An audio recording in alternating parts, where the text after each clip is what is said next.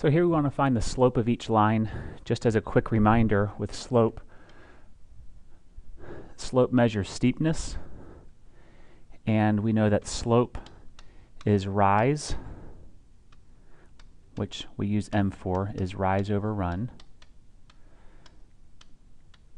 And so when we have our lines graphed already, we can just pick two convenient points. When I mean convenient points, I mean points that are on the lattice points here, which in this case they're shown for us.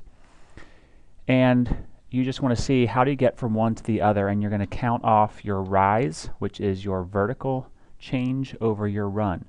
So let's start at this bottom point. We're going to rise or go up 1, 2, 3, 4. So our rise is 4. We went up 4, so it's a positive 4. And then our run is back 1. Well, left 1 or back 1 is a negative, so we're going to go negative 1, and so our slope is negative 4. Our next one here, we can think of the slope again as rise over run. Let's start with our leftmost point. So we're not going to rise at all. We're not going up or down at all. So our rise is 0. And then our run is 1, 2, 3, 4, 5, 6.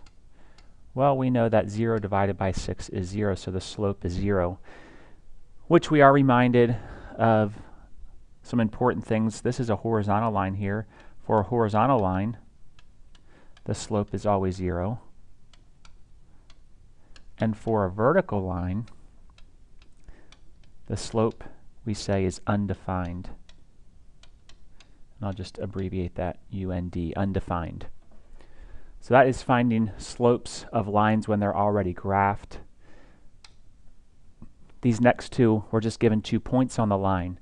We still could do the same thing. We could graph these and then count it off, rise over run. But as you look at this, these points would be a little, they're not hard to graph, but they would have to be a bigger graph.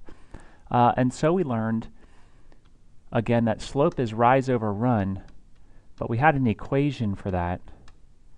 And that equation is the rise is the change in y values, which means a change in y values is when you subtract them. So our first y value minus our second y value, so y sub 1 minus y sub 2 over the run, which is the change in the x values. So x sub 1 minus x sub 2. And it really doesn't matter what point you use for the first point, so I will just use the first one. So in this one, our slope is y sub 1, so my first y value, minus my second y value. So minus a negative. Please don't forget to put minus a negative. And then for x, it's 7 minus negative 9. And we can simplify that. 10 plus 17 is 27. 7 minus negative 9, that's really 7 plus 9, which is 16. That doesn't reduce at all, so our slope for that one is 27/16. Our last one here, we'll use the same equation. So know this equation. Slope is equal to y sub 1 minus y sub 2 over x sub 1 minus x sub 2. This one turns out to be nice and easy. We'll take our first y value, negative 10, minus 0, our second y value, over our first x value, which is 20, minus our second x value, which is 0. And so we get negative 10 over 20, which does reduce to negative 1/2. And that is finding slope.